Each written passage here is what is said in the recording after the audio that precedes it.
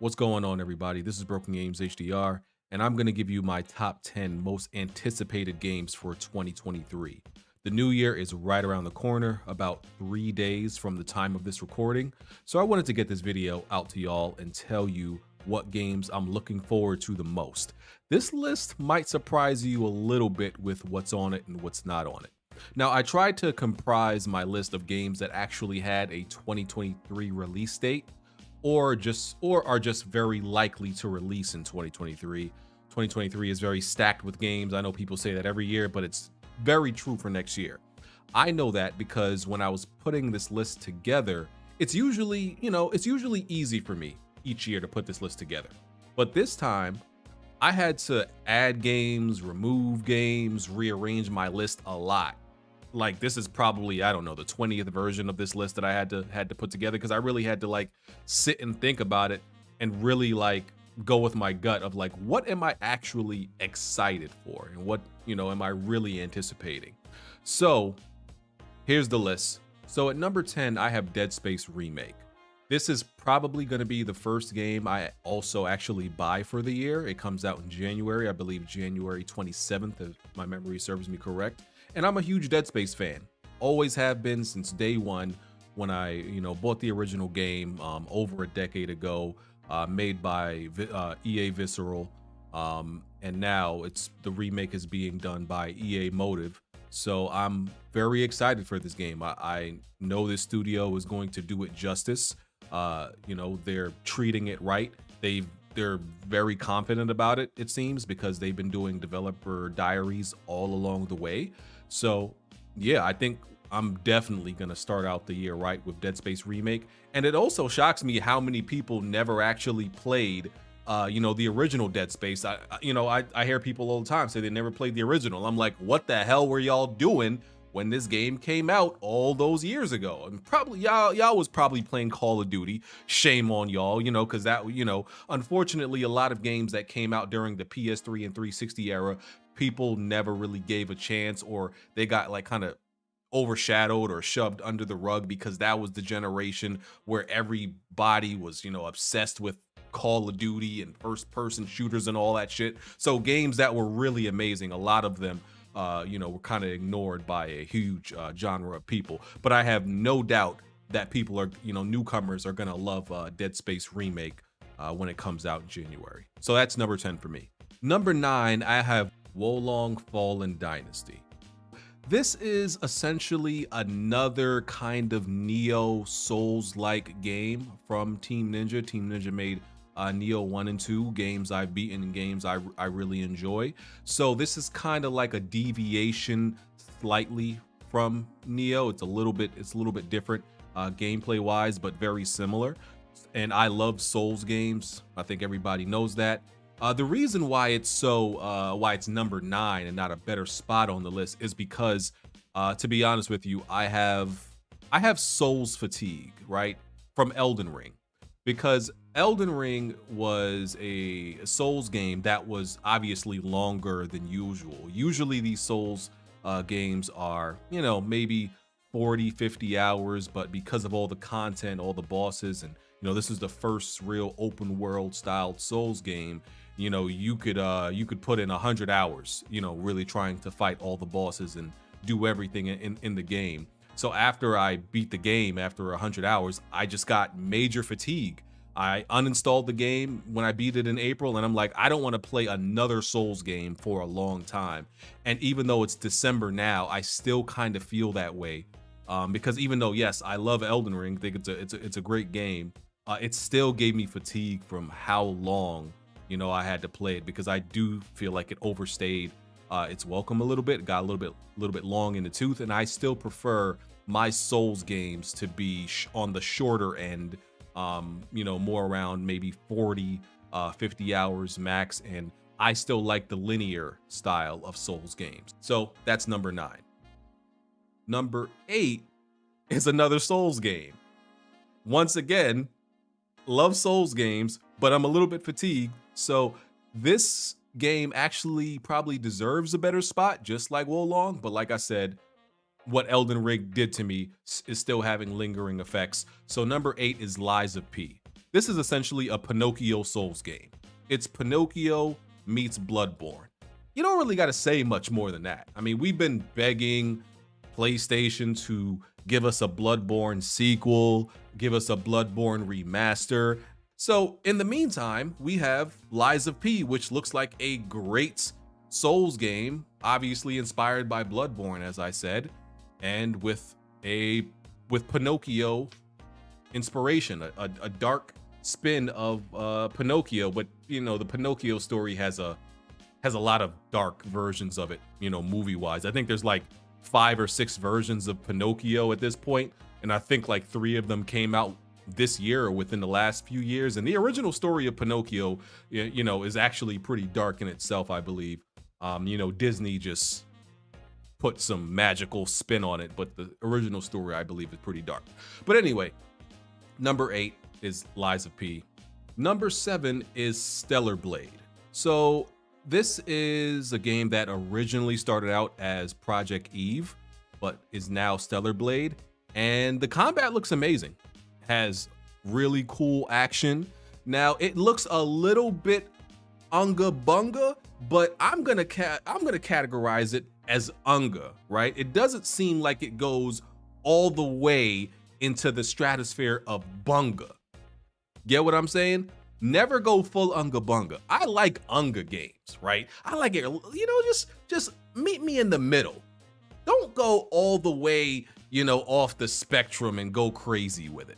You know, I like that middle of the road type over the top action, right? Like for example, I think Metal Gear, what was it? Metal Gear Rising: Revengeance. Yeah, they went off the deep end with the over the top, ridiculous, nonsensical action with that shit. This, and you know, I'm not saying Revengeance was trash, but it was over the top, right? Stellar Blade seems to be that type of action game where it's just enough action, and it's, yes, it's gonna be a little bit over the top, but not too much. It's gonna rein itself in, and the combat looks cool. The visual, you know, visually it looks like a great game. Not sure about the story. The stories in these type of games usually be some bullshit, if we being honest. But yeah, I look forward to this game. So Stellar Blade is number 7. Number 6 is Redfall. Now, originally, when Redfall was announced and when we first saw it, I was not excited for it at all, because what it seemed to be to me at first was just another Back 4 Blood, you know, another game, another co-op, not zombie, but vampire shooter. And I'm like, nope, that's gonna be another Back 4 Blood, not interested. But Arcane is working on this game, and they've made it clear it's not exactly that, if they're to be believed, and I have no reason not to believe them. They said this game is actually story driven. It's a single player game first.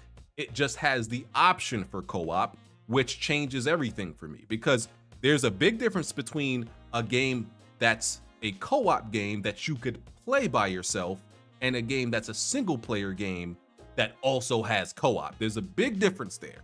I shouldn't have to explain it, but the way the games are designed and the way the game operates is very different between the two. So being that they said it's a story driven, you know, it's a game that you could really play by yourself and still have an amazing experience. They designed it that way. And the gameplay also looks good from what I've seen. Nothing that necessarily blows me away, but it looks solid, and I gotta see more.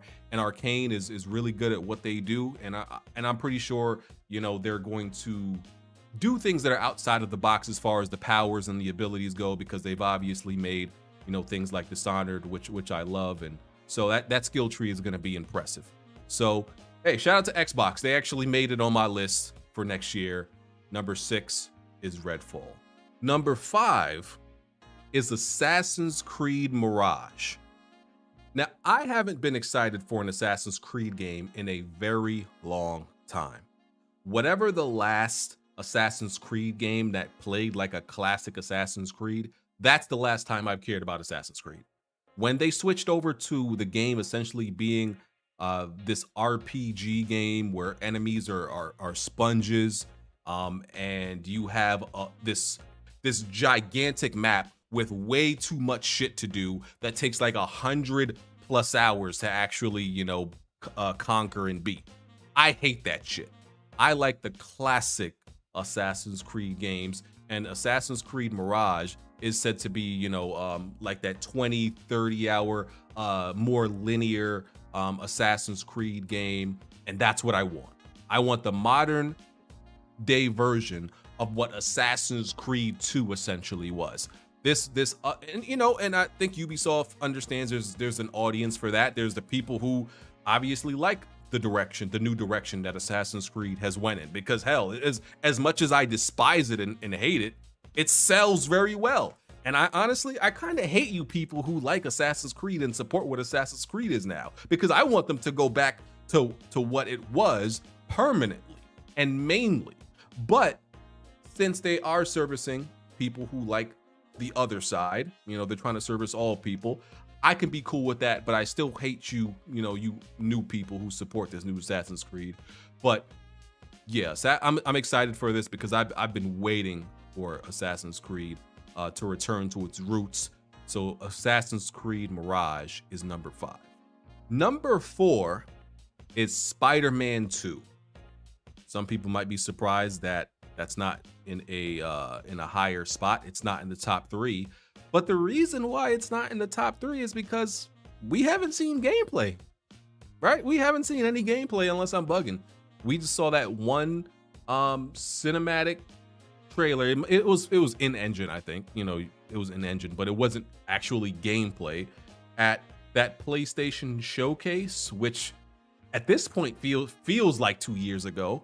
I think it was maybe last year. I think it's probably been 1 year since we saw it, but it feels like 2 years to me at this point, right? So if we actually saw gameplay, I would put it in a better place, but we haven't.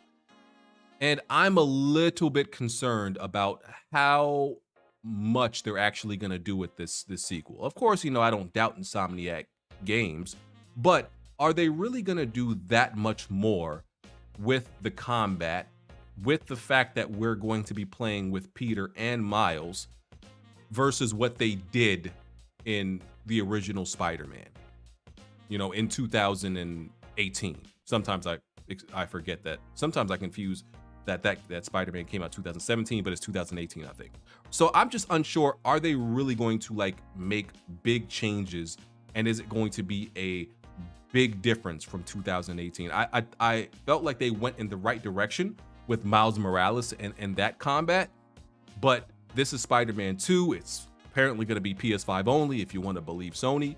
So I think they need to do a lot more. This can't, I'm just worried about it being kind of just another Spider-Man game. Are we going to be able to travel to different boroughs? Maybe not all 5, but we need to go somewhere besides Manhattan, right? So there's just concerns I have there, and that's why it's not on a better place on my list. Because really what we're analyzing our hype for this game is really based on the first game and what we think or what we hope they're going to do.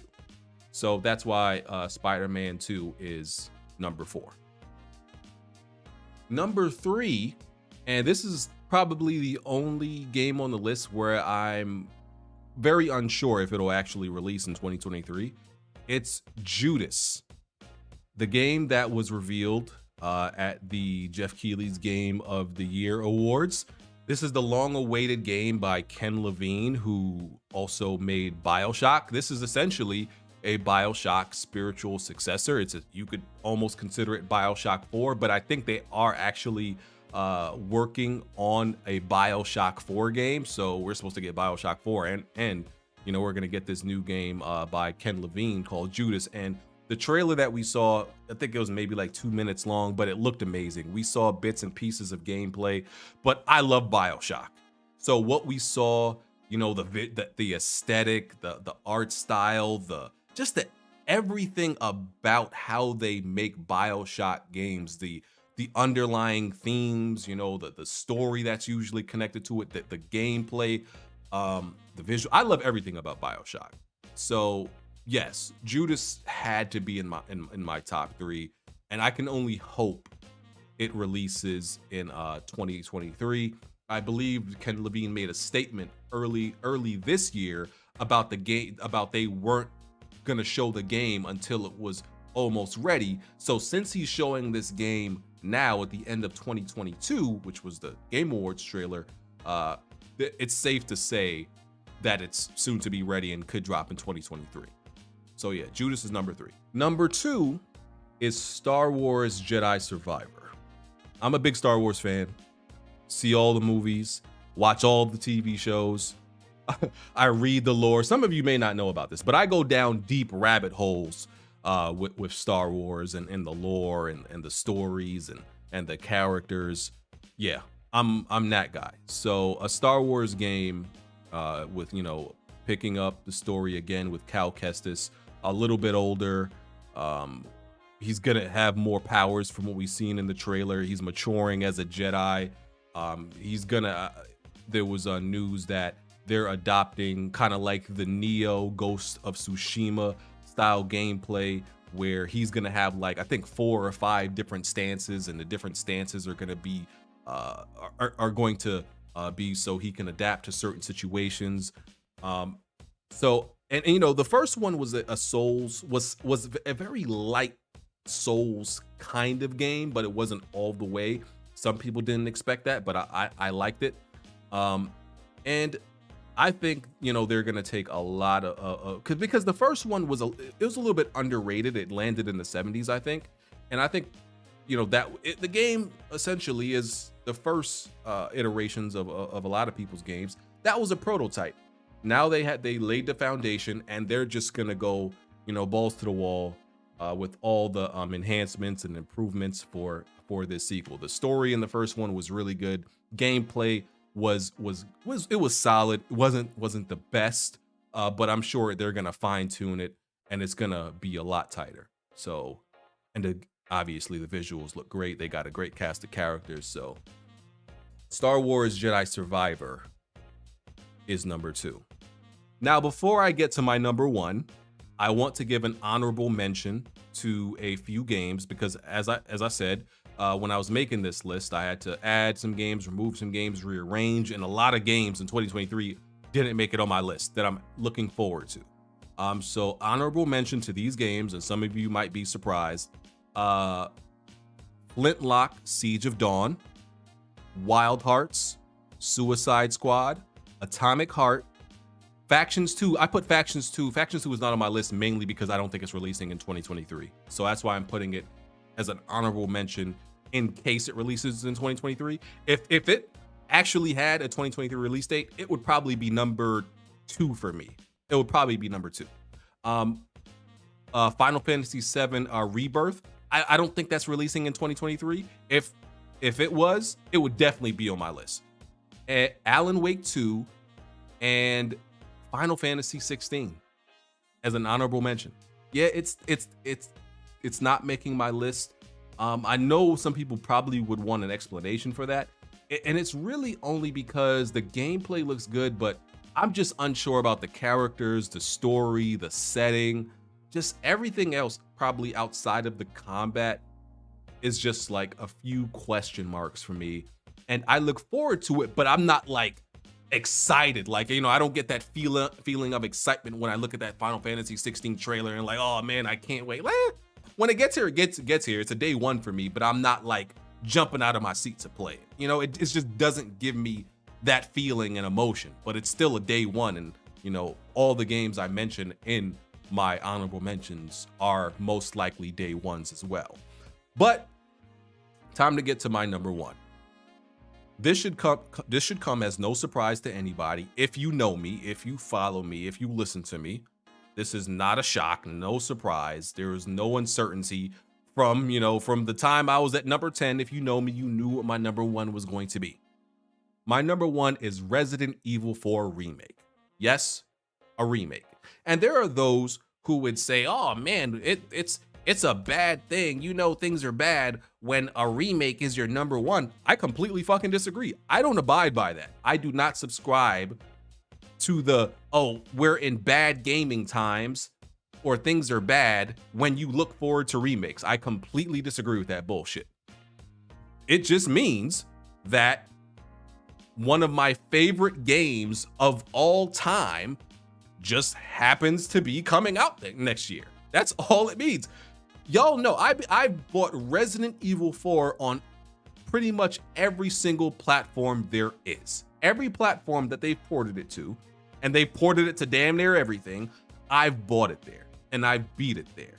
I don't buy collector's editions. I've bought the collector's edition for Resident Evil 4. Not only did I buy the collector's edition, I bought the game 3 times. I pre-ordered it 3 times. That's how much I love this game. This is an anomaly. You gotta understand that. This is an anomaly. This is not some everyday normal game for me. I absolutely love this game. I know this game inside and out. It's probably the game that I've beaten more than any other game. It's definitely top 3. It's absolutely top in my top 5 games of all time, maybe top 3. I would have to think about it. So I don't think the fact that it's number 1 for me really means anything negative. It's just happens to align like that in 2023, you know, my one of my favorite games of all time is just being remade. But when you look at the rest of my list, these are essentially new games, new IPs, sequels to recently new things, aside from Dead Space remake, obviously, which is number 10. So yeah, that's all it means. 2023 is stacked, as I said. I think the gaming industry is in a great place.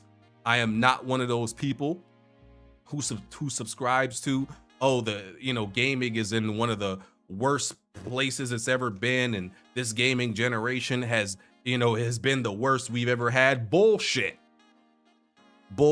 Some of y'all think saying that is a personality trait, and honestly, most of y'all say that every damn generation. Have y'all realized that every recent generation for people is always the worst one? People said it for the PS4 generation, the PS4 and Xbox One generation, and people said it for the 360 and PS3 generation. Yep, people said it. Every single generation, they always do. So some of y'all just have like that recency where everything that's recent is the worst thing. I'm loving this generation. Love it. So I just went on a little bit of a rant there, but Resident Evil 4 is my number 1. Thank y'all for watching. Hit the like button. I don't know if I'm gonna make another video before the new year, so if I don't, have a great new year. Hope you enjoy your holidays. Be safe. I want to say I got some things planned for 2023 with this channel, but I'm not really that type of guy. I'm just keep doing the same shit I've been doing. I'm gonna be real with y'all. It ain't no resolutions or big changes coming. No. If you like what you've been getting, you're just gonna get more of the same tip, maybe a little bit more. Well, that's all you're really gonna get. That's it. So here's to another year. Hit the like button, follow me on Twitter if you're not, hit the notification bell, check out the Weapon Wheel Discord. Weapon Wheel will return at the end of January. Check out the links in the description for all the information that you need. Hit the join button to become a member of the channel. Let's get out of here, y'all. I'm out. Peace.